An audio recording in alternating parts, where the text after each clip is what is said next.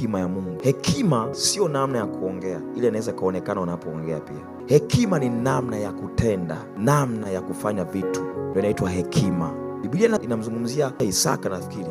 Yes, alikuwa kwenye nchi fulani na ile nchi ilikuwa na ukame, yani mvua ilikuwa inyeshi kwenye ile nchi. Alafu akataka kwenda Misri. Mungu akamwambia Isaka, usiende Misri. Akamwambia nitakubariki hapa hapa kwenye nchi yenye ukame.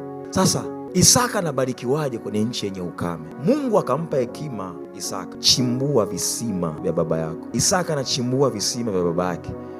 Watu wanagombania, anawaachia. Anaenda kuchimba kingine, wanakuja nacho, wanagombania, anawaachia. Akaja kuchimba kingine tena, alafu akagombania hicho kisima kingine. Sasa unakuja kugundua wale waliokuwa wanagombania kile kisima, wao walikuwa wajui huyu mtu amebeba hekima ya namna gani. Kwa hiyo wakati wanagombania yale maji, Isaka alipokuwa anaondoka kutoka kwenye kile kisima kwenda kwenye kisima kingine, kilikuwa kinakauka.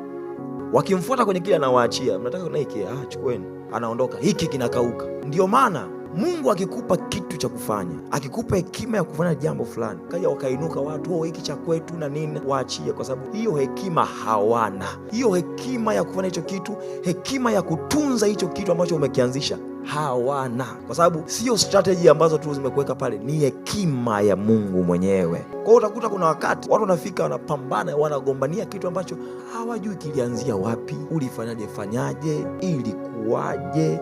So mwisho wa siku naambia mnataka hiki, alafu uenda kufanya kile kile sehemu nyingine, kile kile, na kinafanikiwa na kinainuka na kinastawi na kinapita. Yani ndio ile unajiuliza, watu wanafanyaje? Wanafanyaje vitu vinatokea? Lakini ni hekima ya Mungu.